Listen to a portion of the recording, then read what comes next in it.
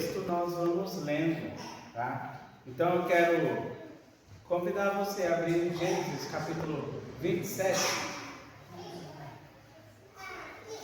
Gênesis capítulo 27.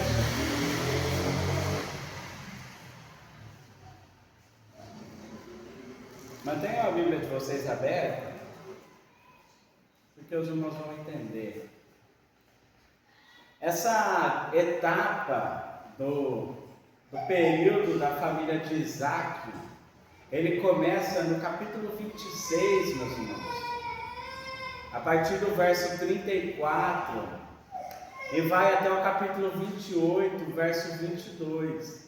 Só que hoje nós vamos ficar apenas no capítulo 27, onde nos é permitido entrar no ambiente doméstico da família de Isaac e observar os diálogos que tem entre eles e entender um pouco sobre a crise familiar que eles estão passando e que começa desde o capítulo 25.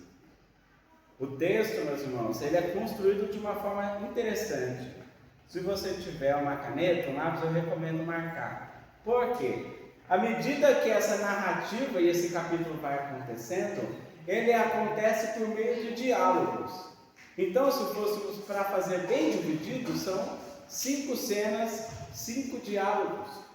Só que nós, para entendermos e de acordo com a proposta que eu quero para os irmãos, a gente vai observar em 3 cenas, tá?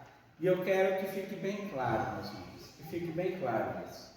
Ainda que haja diálogo entre o pai, o filho e a mãe, não existe sequer um diálogo entre o marido e a esposa, Isaac e Rebeca.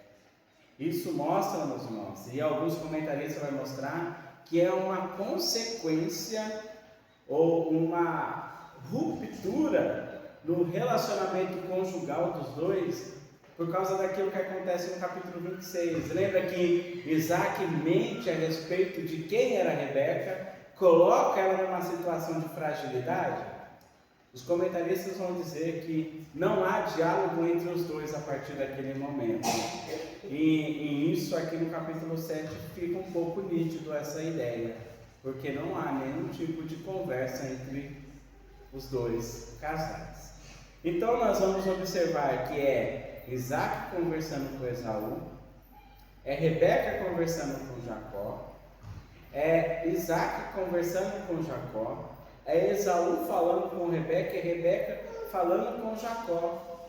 E não há nenhum momento, nenhum tipo de conversa entre Isaac e Rebeca.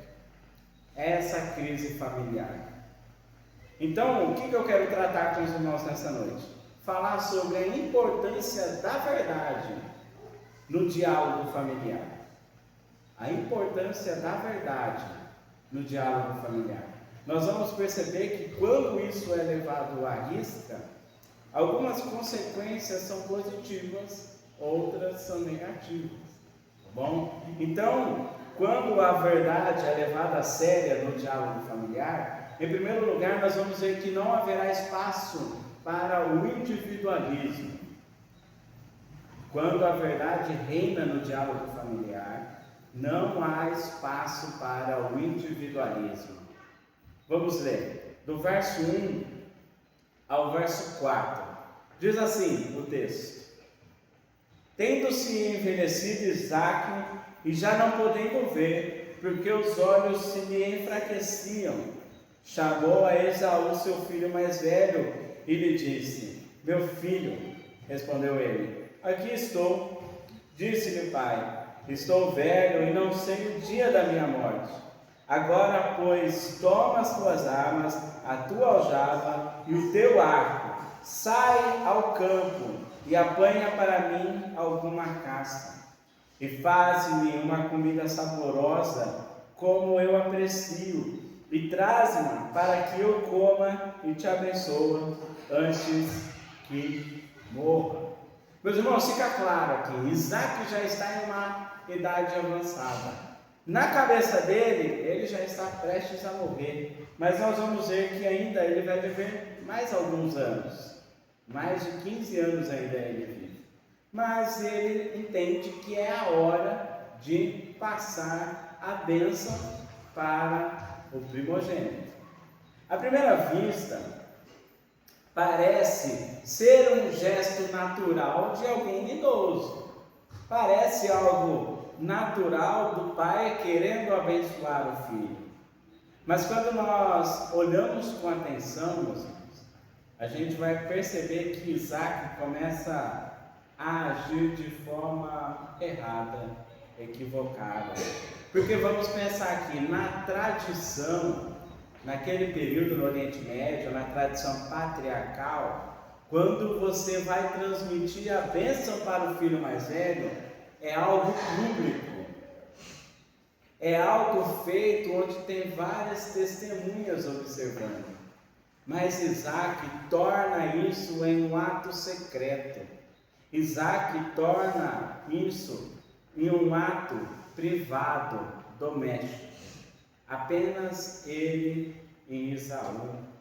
E a gente percebe que isso era um ato público, por exemplo, em Gênesis 49, Jacó, ele vai abençoar seus 12 filhos, onde ele vai dar as bênçãos para a tribo, e era feito de forma pública.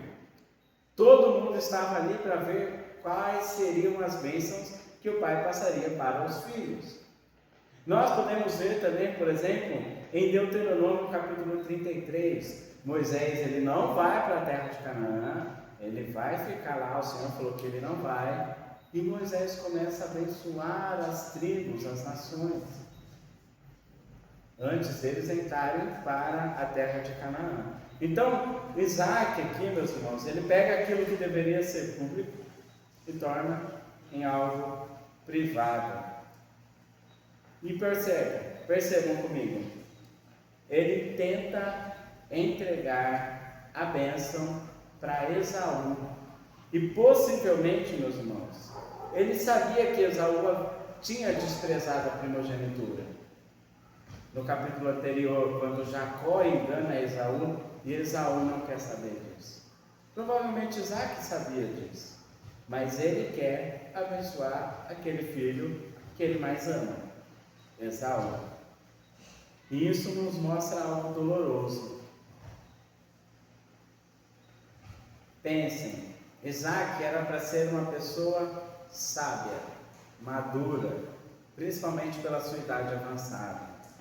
Mas a velhice de Isaac não trouxe maturidade espiritual. Em vez do discernimento, nós vamos ver que encontramos teimosia em Isaac. Em vez de ser submisso à vontade de Deus, que foi a promessa no capítulo 25, que é o mais novo, o mais velho servirá o mais novo, Isaac, ele se encontra agora rebelde, silenciosamente rebelde. Então, meus irmãos, nós temos aqui Isaac tomando uma atitude individual. E a nossa sociedade tem sido assim, meus irmãos. Lendo alguns materiais para aquela escola para pais, nós temos percebido, e os autores têm mostrado, que as nossas gerações, elas têm buscado muito tomar decisões. Quanto menor o grupo, melhor.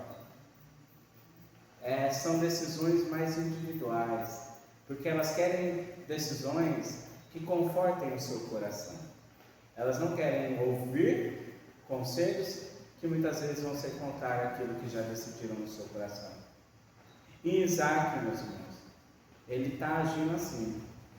Ele sabe que se ele fosse conversar com a Rebeca ia falar, não é isso que Deus disse. Mas Isaac, ele foi individualista. Mas aí fica uma pergunta. Se Isaac manda Esaú, vai lá caçar, vai lá trazer o prato saboroso que eu gosto, e Isaac vai. Isaac quer essa bênção. Mas fica a pergunta, se Isaac havia desprezado a primogenitura, por que agora ele vai para a caça querendo a bênção? É uma pergunta interessante. Porque mostra, meus irmãos, que ele não tinha entendido o que era a mesma coisa.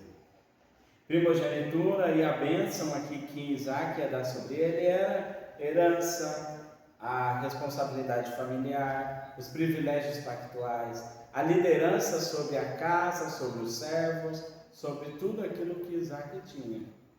Era a mesma coisa, mas na cabeça de Esaú não é. Por isso que ele prontamente toma a atitude de caçar. Esse é o primeiro diálogo de Isaac com Esaú. Agora a gente vai observar o segundo diálogo, que é entre Rebeca e Jacó. Esaú, vamos dizer assim, está ali no quartinho, na tenda. Isaac está conversando com Esaú e Rebeca ouve essa conversa. A partir disso nós temos o segundo diálogo aqui no capítulo 27, a partir do verso 6. Acompanhem comigo. Então disse Rebeca a Jacó, seu filho: ouvi teu pai falar com Esaú, teu irmão, assim: traze, caça e faze-me uma comida saborosa, para que eu coma e te obedeça diante do Senhor, antes que eu morra. Agora, pois, meu filho, atende às minhas palavras, com que te ordeno. Vai ao rebanho, traze-me 2 bons cabritos, deles farei uma saborosa comida para teu pai, como ele aprecia. Levá-las a teu pai, para que a coma e te abençoe, antes que morra. Disse Jacó a Rebeca, sua mãe: Esaú, meu irmão, é homem cabeludo, e eu homem liso. Dar-se-á o caso de meu pai me apalpar, e passarei a seus olhos por zombador. Assim trarei sobre mim maldição e não bênção. Respondeu-lhe a mãe: caia sobre mim essa maldição, meu filho. Atende somente o que eu te digo. Vai e traze-os. Ele foi, tomou-os e os trouxe à sua mãe, que fez uma saborosa comida, como o pai dele apreciava. Depois tomou Rebeca a melhor roupa de Esaú, seu filho mais velho, roupa que tinha consigo em casa, e vestiu a Jacó, seu filho mais novo, com a pele dos cabritos, e cobriu-lhes as mãos e a lisura do pescoço. Percebam que Rebeca aqui, ao ouvir o diálogo de Isaac com Esaú, ela não vai se agarrar na promessa do Senhor. Pelo contrário, a sua decisão é rápida, audaciosa e muito, entre aspas, inteligente, sagaz. Mas ela bola um plano, porque ela pensa que o Senhor não está agindo em sua providência. Ela está pensando aqui: eu vou dar uma forcinha para que se cumpra aquilo que Deus diz. Percebam que Jacó, de imediato, ele hesita. Ele fala: mãe, o papai vai me apalpar e vai ver que eu sou liso, eu não sou peludo, igual o meu irmão. Mas percebam, não é por consciência moral essa atitude dele. Jacó, meus irmãos, ele não está com medo de pecar. Jacó, ele está com medo de ser descoberto pelo seu pai. Mas Rebeca já pensou em tudo. Rebeca, ela já tinha pensado nessa situação. Por isso que ela vai dizer: caia sobre mim essa maldição. E de fato, meus irmãos, aconteceu. Se a gente continuar lendo Gênesis, Rebeca some da narrativa. A gente não tem nem o registro de quando morreu, por quantos anos morreu.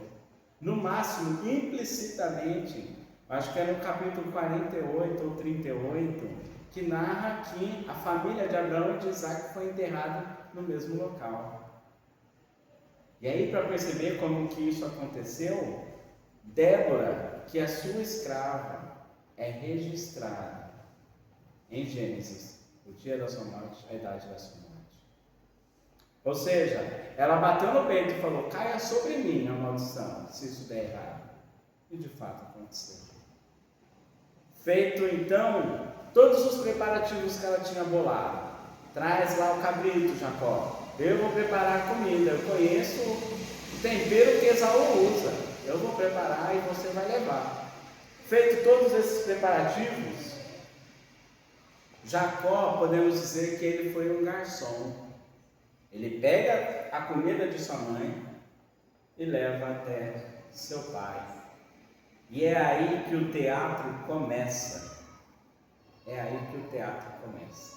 Mas eu quero trazer algumas lições para nós, meus irmãos.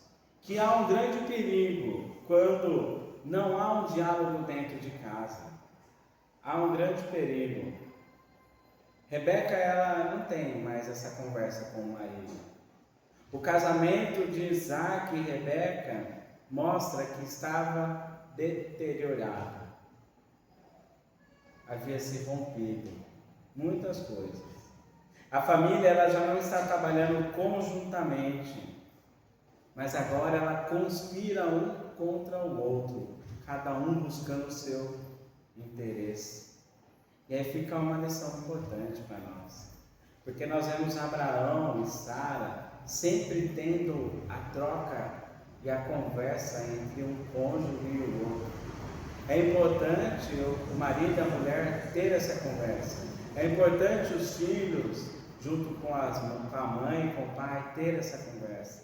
É importante a avó, o avô e os netos terem uma conversa e serem sempre verdadeiros nessa conversa. Caso contrário, meus irmãos, haverá uma grande corrupção, vai perder confiança, vai passar um individualismo ali, porque cada um vive da forma que quer e quer alcançar aquilo, então vai puxar o tapete. Esse texto nos ensina, meus irmãos, a importância do aconselhamento mútuo na família, a oração mútua, o crescimento mútuo coletivo dentro do lar. A segunda lição, meus irmãos, é a ideia de tentar dar uma forcinha para Deus. É achar que pela força nós fazemos. É achar que pela força nós vamos conseguir com que o nosso filho, neto, bisneto, alcance salvação. Mas é na dependência do Senhor. Por isso que nós pregamos o Evangelho e rogamos ao Senhor para que gere o fruto e traga um novo nascimento para a próxima geração. Mas seguindo o texto, meus irmãos, nós partimos para o terceiro diálogo. Então até agora é Isaac e Esaú, Rebeca e Jacó. E agora Jacó e Isaac. A partir do verso 18, meus irmãos. Diz assim o texto: Jacó foi a seu pai e disse: Meu pai. Ele respondeu: Fala, quem és tu, meu filho? Respondeu Jacó a seu pai: Sou Esaú, teu primogênito. Fiz o que me ordenaste. Levantaste, pois, assentaste e come da minha caça, para que me abençoes. Disse Isaac a seu filho: Como é isso que pudesses achar tão depressa, meu filho? Ele respondeu: Porque o Senhor, teu Deus, o mandou ao meu encontro. Então disse Isaac a Jacó: Chega-te aqui para que eu te apalpe, meu filho, e veja se és meu filho Esaú ou não. Jacó chegou-se a Isaac, seu pai, que o apalpou e disse: A voz é de Jacó, porém as mãos são de Esaú. E não o reconheceu, porque as mãos, com efeito, estavam peludas como as de seu irmão Esaú, e o abençoou. E ele lhe disse: És meu filho Esaú mesmo? Ele respondeu: Eu sou. Então disse: Chega isso para perto de mim, para que eu coma da caça de meu filho, para que eu te abençoe. Chegou e ele comeu. Trouxe-lhe também vinho e ele bebeu. Então lhe disse Isaac, seu pai: Chega-te e dá-lhe um beijo, meu filho. Até aqui, um momento. Meus irmãos, percebam que a idade avançada de Isaac o impede de ver, e isso fica claro porque ele vai falar: Quem és tu, meu filho? Ou seja, qual dos meus filhos é você? Ele só ouve, né? Então, Isaac, ele está desconfiado, porque voltou muito rápido da caça. Não é tão simples caçar. Hoje a gente vai ali, 2, 3 horinhas caça, eu acho que é assim, dependendo do tipo de animal. Mas naquela época não era tão simples. Então, Isaac ele está desconfiado. Por isso que ele pede para apalpar e ver se realmente é Esaú. Só que Jacó, ele está com sangue frio aqui. Jacó, ele não traz uma mentira porque ele está pressionado. Jacó, ele está em seu coração com o intuito de mentir deliberadamente para seu pai. O que vemos aqui é uma decadência moral dessa família. O plano arquitetado por Rebeca agora é executado por Jacó de forma perfeita, conforme planejado.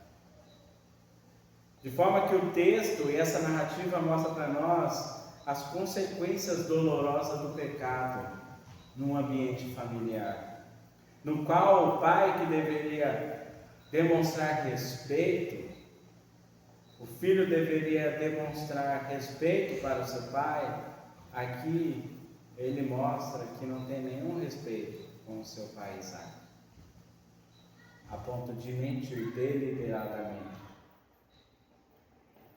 Ao ponto dele falar assim: pai, eu voltei logo porque foi o Senhor que me providenciou. Ele joga o nome de Deus ali na conversa para dar credibilidade à sua falsidade, à sua fraude. E quantos de nós não fazemos isso? Para dar credibilidade às nossas atitudes pecaminosas, nós colocamos uma linguagem bíblica, espiritual. Esse texto mostra, meus irmãos, que às vezes nós somos que nem Jacó. E isso revela muito mais sobre ele. Porque ele vai falar: o teu Deus providenciou, papai. Ou seja, Jacó não tinha nenhuma comunhão com o Senhor, não tinha ainda nenhuma experiência com Deus. É o Deus de seu pai, não é o Deus dele ainda. Não é o Deus que ele se relacionou.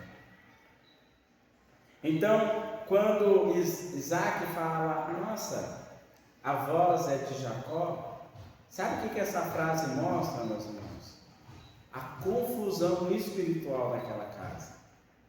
Porque Isaac, ele ouve corretamente, ele ouve a voz do seu filho mais novo, mas ele decide confiar em outro sentido,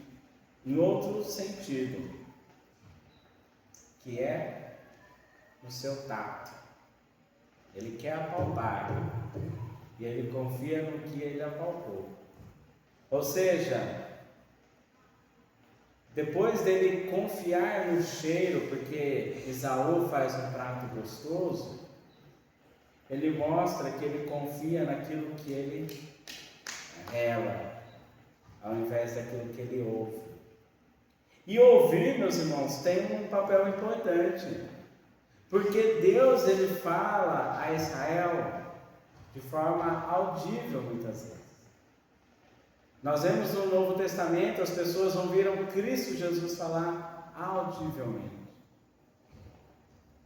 E nós ouvimos o Senhor falar hoje por meio do Espírito Santo de forma audível. E nós precisamos confiar na voz do Senhor e não em outros sentidos. É que a gente é muito guiado pelo que eu acho ou pelo que eu estou sentindo, ao invés de ser guiado por aquilo que a palavra de Deus diz. Então,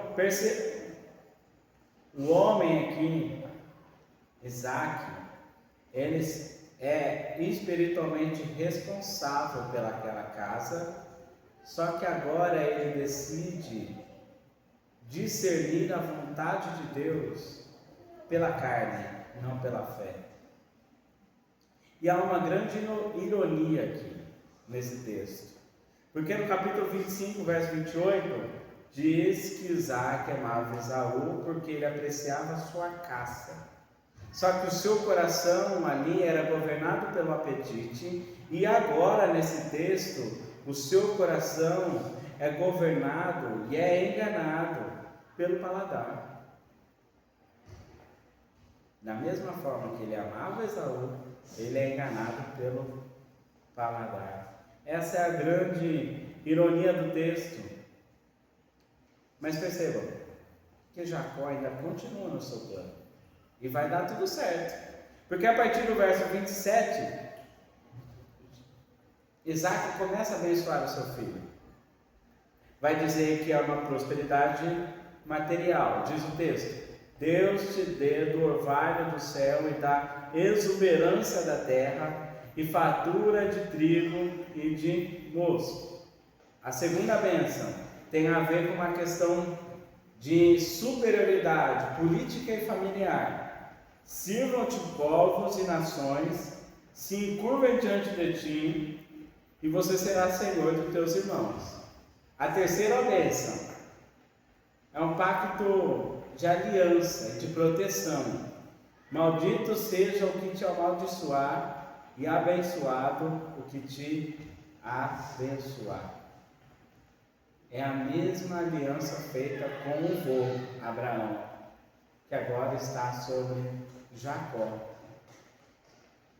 Jacó passa a possuir todo o direito de primogenitura, conforme Deus havia dito. Ainda que a gente está olhando toda essa falcaratua, né, essa bagunça familiar aqui, Deus estava conduzindo para que se cumprisse conforme Ele havia dito. O propósito de Deus se cumpre apesar dos pecados daquela família. Jacó, ele se torna o herdeiro da promessa. Mas isso porque foi o Senhor quem quis abençoar e cumpriu. Então, Deus ele não precisava da mentira de Jacó. Deus não precisava do plano sagaz de Rebeca para cumprir a sua vontade. Mas ele usa esses caminhos errados, os pecados deles, para cumprir o seu propósito. Esse é o primeiro ponto, meus irmãos. São esses três diálogos dentro dessa primeira cena. Quando há verdade no diálogo familiar, o individualismo não vai ter espaço, como nós percebemos aqui. Mas o segundo ponto mostra que quando há verdade nos diálogos familiares, não haverá espaço para feridas não tratadas. Porque percebam, agora o quarto diálogo do capítulo, a partir do verso 30, nós vamos ver Esaú chorando pelas consequências do pecado.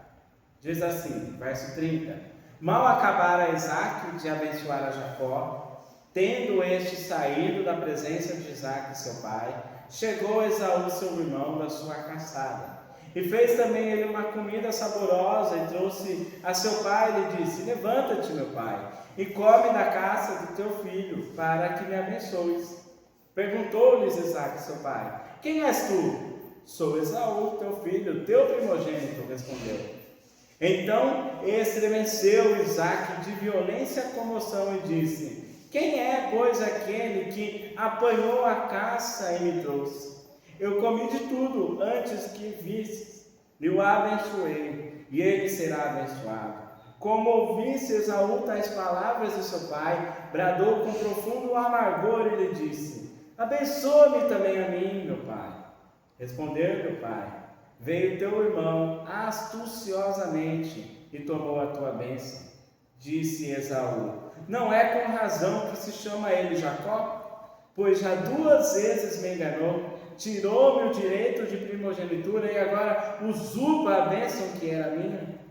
Disse ainda: Não reservaste, pois, bênção nenhuma para mim? Então respondeu Isaque a Esaú: Eis que o constitui em teu senhor, e todos os teus irmãos lhe dei por servos, de trigo e de filho mosto o apercebi. Que me será dado fazer-te agora, meu filho? Disse Esaú a seu pai: Acaso tens uma única bênção, meu pai? Abençoa-me também a mim, meu pai. E levantando Esaú a voz, chorou. Então lhe respondeu Isaque, seu pai: longe dos lugares férteis da terra será a tua habitação, e sem orvalho que caia do alto. Viverás da tua espada e servirás a teu irmão. Quando, porém, te libertares, sacudirás o seu jugo da tua cerviz. Percebam, Isaque sai, Esaú entra, e a narrativa era construída dessa forma, meus irmãos, com a seguinte proposta: mostrar o quão estreita foi a janela dessa fraude. Mostrar, meus irmãos, que foi muito bem pensada. E Esaú, ele chega confiante que ele vai receber a bênção do seu pai. E normalmente quando nós lemos essa história, a gente pensa que Esaú é o mocinho da narrativa. A gente pode ser levado aqui a pensar: nossa, coitado. Na verdade não é bem assim, porque ele desprezou a primogenitura e estava dentro do propósito do Senhor ele não ser abençoado. Só que isso não justifica o pecado de Jacó e de Rebeca. Por isso que nós lemos, meus irmãos, e facilmente nós compadecemos de Esaú. O versículo 34 é complicado mesmo ler. Vê um garoto, um jovem ali dizendo: abençoa-me, pai. O que o Senhor tem para mim? Me abençoe. A cena, ela é dramática mesmo. É para trazer esse drama familiar. Esaú, então, ele reconhece imediatamente quem está por trás daqui: seu irmão Jacó. Mas aqui precisamos tomar um cuidado, tá? Aqui precisa tomarmos um grande cuidado, porque o texto não vai apresentar Esaú como inocente na história, como vítima da sociedade. É claro, ele chora, só que esse choro não é de arrependimento, esse choro não é de lamento por causa do pecado, esse choro não é por causa de um quebrantamento diante do Senhor. Esse choro, meus irmãos, é porque ele desprezou algo e ficou sem nada. E ficou sem nada do seu pai. Foi Esaú que vendeu a primogenitura. Foi Esaú que pegou aquilo que Deus tinha, vamos dizer assim, humanamente falando, e vendeu para o seu irmão. Seu choro então é de remorso. Lembra que a gente estudou na quarta-feira qual a diferença de arrependimento e remorso? Esaú aqui está chorando por remorso. Isso significa que as suas lágrimas não eram uma expressão verdadeira de quebrantamento diante do Senhor, mas era um sentimento de culpa. E muitos nós fazemos da mesma forma. O nosso choro não é de quebrantamento. O nosso lamento não é por ofensa ao Senhor. O nosso lamento muitas vezes não é porque pecamos no falar. O nosso lamento é de culpa. Porque quando é um verdadeiro arrependimento, meus irmãos, a gente recorre à cruz. Mas quando é um lamento vazio, a gente fica culpado e vive em solidão. Busca viver longe das pessoas. Vive com vergonha. Vive com o sentimento de acabou para mim. Lembra que a gente olhou sobre Pedro e Judas? Judas estava cheio de culpa. Ele entende que a vida dele acabou. Ele vai lá e tira a própria vida. O choro de Esaú aqui é um choro de lamento, de culpado. Esse é o quarto diálogo, meus irmãos. E quando não há verdade no diálogo familiar, muitos de nós sofrem com o coração amargo. A gente não busca se arrepender da forma que tratamos os nossos parentes. A gente não busca pedir perdão e reconciliação. A gente age com hipocrisia e não trata o coração. Essa é a segunda consequência de quando não há verdade no diálogo familiar. Terceiro e último lugar, meus irmãos, quando não há verdade, haverá divisão. Haverá divisão quando não há verdade. Diz assim, a partir do verso 41. Passou Esaú a odiar Jacó por causa da bênção com que seu pai o tinha abençoado, e disse consigo: vem próximos os dias de luto por meu pai. Então matarei a Jacó, meu irmão. Chegaram aos ouvidos de Rebeca essas palavras de Esaú, seu filho mais velho. Ela, pois, mandou chamar a Jacó, seu filho mais moço, e lhe disse: eis que Esaú, teu irmão, se consola a teu respeito, resolvendo matar-te. Agora, pois, meu filho, ouve o que te digo. Retira-te para a casa de Labão, meu irmão, em Harã. Fica com ele alguns dias, até que passe o furor de teu irmão, e cesse o seu rancor contra ti, e se esqueça do que lhe fizeste. Então providenciarei e te farei regressar-lhe de lá. Porque hei de eu de perder os meus 2 filhos num só dia?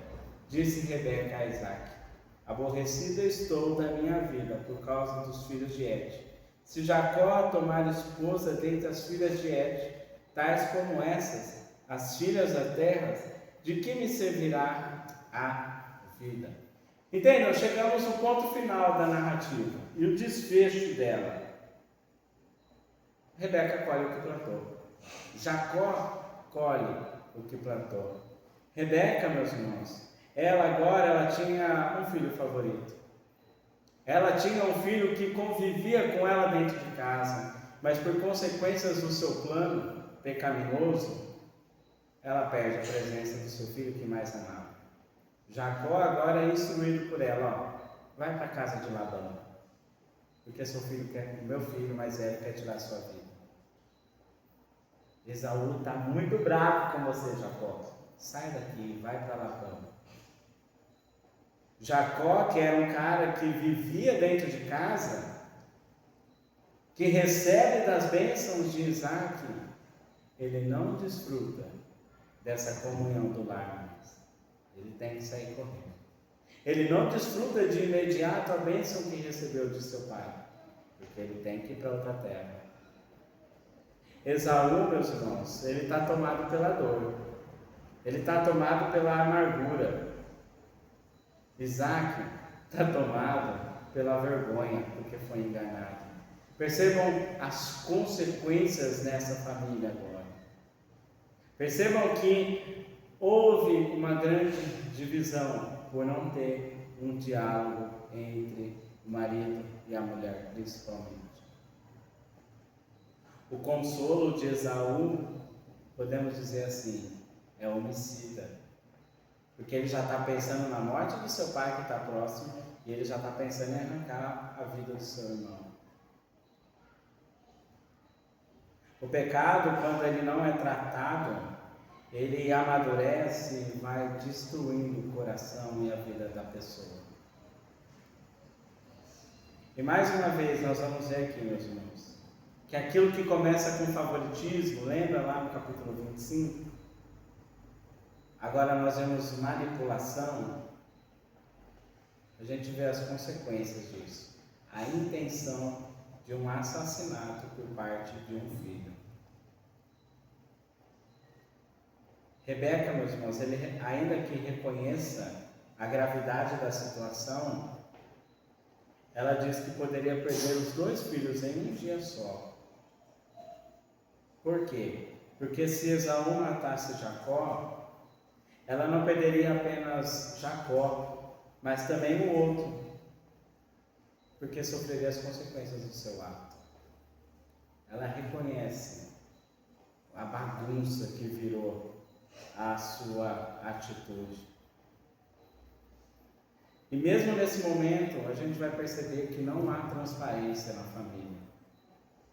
Quando ela fala com Isaac, Rebeca, ela não expõe a real crise familiar. Ela não diz o que destruiu, mas ela percebe apenas as consequências do pecado. O que a gente aprende aqui, meus irmãos? Que Deus, ele desaprova atitudes pecaminosas. Deus, ele desaprova quando nós agimos de forma que um filho vai sair ganhando mais que o outro, ou de forma que há uma inversão de valores, onde os filhos tomam o lugar do marido, ou vice-versa. Deus, ele não aprova essas inversões. Mas é claro que Deus ainda está no controle e conduzindo os nossos lares. O que Ele espera, meus irmãos, é que nós reconheçamos Ele, pois o Evangelho, ele restaura a família. O Evangelho coloca os valores nos seus devidos lugares. É isso que o Senhor nos ensina no aspecto familiar. Cada personagem aqui colhe aquilo que plantou. Isaac tentou conduzir secretamente, segundo a sua preferência, e ele acaba sendo enganado. Esaú, que despreza a primogenitura, agora ele vive consumido pela amargura, porque foi enganado. Rebeca, que fez o plano, de beneficiar Jacó, agora ela termina separada de Jacó para sempre. A gente não vê também o texto falando que Jacó se encontrou com sua mãe. Jacó, que obteve a bênção por engano, ele tem que fugir, agora ele está sozinho e ele não desfruta daquilo que ele conquistou. E se a gente não toma cuidado dentro dos nossos lares, a gente vai sofrer as consequências também dos nossos atos. Ainda que a gente busque o Senhor, ainda que o Senhor perdoe os nossos pecados, algumas atitudes ainda vão vir à tona. Mas é claro que não para aqui. Porque fica a pergunta, o que Gênesis 27 quer nos ensinar? Partindo para a conclusão. Porque se a gente olha assim de forma por cima, superficial, nós vamos ver uma família quebrada. Nós vamos ver um pai que age conforme as suas preferências, uma mãe manipuladora, um filho que engana o outro, o irmão que, por ser mais velho, quer mandar sobre o mais novo. Nós vemos um lar aqui tomado por favoritismo, conspiração, divisão. E aí fica a pergunta, onde está Deus em tudo isso? Onde está Deus? A resposta, meus irmãos, é que Deus continua soberano em meio ao caos familiar. O que nos traz certeza e convicção que Deus está no controle dessa história é porque Ele disse no capítulo 25 o que ia acontecer. Que haveria no ventre de Rebeca 2 povos, 2 nações. E que o mais novo é que iria receber a bênção. O mais velho é que iria servir ao mais novo. O que nos traz convicção que é Deus cuidando dos nossos lares não é nós, mas é porque Ele falou que estará conosco todos os dias. É porque Ele disse que estará conosco, com os nossos filhos, com os netos e com o bisneto por causa da aliança que Ele firma, não por causa de nós. Nós vamos ver, meus irmãos, que quando Israel ouve essa história, lê essa história, é muito significativa. Porque Esaú, vamos lembrar, ele é pai dos Edomitas, que é a principal nação que é inimiga de Israel.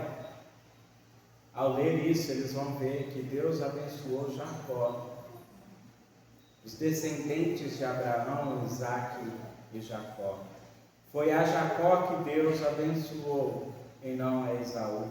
Logo Deus iria abençoar Israel. É na certeza que estamos em Cristo e temos aliança em Cristo Jesus, é que sabemos que iremos chegar na presença do Senhor quando Ele voltar. A nossa esperança, embora Deus não aprove os nossos pecados, nem mesmo a malícia humana, a nossa esperança é ainda o Deus da aliança, o Deus de promessa, que pode restaurar os nossos lares, que pode fortalecer os nossos lares. E diante disso, meus irmãos, 3 aplicações finais, tá? Diante dessa exposição que é um pouco longa, do capítulo 27, 3 aplicações finais. Primeira delas, famílias elas adoecem quando cada um vive sua própria agenda. Onde ninguém conversa com verdade, onde ninguém ora junto, onde ninguém busca a vontade de Deus, famílias se destroem quando vivem cada um no seu quadrado. Quero encorajá-los a buscar, meus irmãos, a viverem como famílias que buscam viver a vontade do Senhor de forma coletiva. Ainda que cada um precisa ter seu momento com Deus, é coletivamente, como família, que devemos buscar ao Senhor. Porque famílias não se destroem por um grande evento, mas por pequenos distanciamentos acumulados. Por isso, orem juntos, com seus filhos, com seus netos, com seus irmãos. Busquem a vontade do Senhor de forma coletiva. Segunda aplicação: busque tratar pecados que estão no seu coração, que gerou feridas. Busque tratar, meus irmãos, porque mágoas ignoradas, ela vai dar fruto, e o fruto é amargo, e não glorifica o Senhor. Então busque reconciliar-se com seu filho, com seu neto, com seu irmão, com seu primo, com os seus da sua família. Não deixe a amargura tomar conta do seu coração. Terceiro lugar, a nossa esperança não está na nossa perfeição, mas está na graça do Senhor. Se dependesse da família de Isaac, a promessa teria fracassado. Se depender de nós, a promessa do Senhor fracassa. Por isso que a nossa esperança não é a perfeição. Nós vamos encontrar dilemas familiares. Nós vamos encontrar rompimento. Mas precisamos buscar a graça do Senhor. Pedir para que o Senhor, com sua graça restauradora, entre em nosso lar e restaure as nossas vidas. Reconcilie um com o outro. A nossa esperança é Cristo Jesus. Porque Cristo não somente nos reconcilia com Deus, mas nos reconcilia com o próximo. Uma vez que encontramos perdão em Deus, podemos perdoar aquele que nos ofendeu. A nossa esperança está na graça do Senhor. Onde você tem buscado graça? Onde você tem buscado restauração para a sua família? Essa é a última pergunta que eu faço.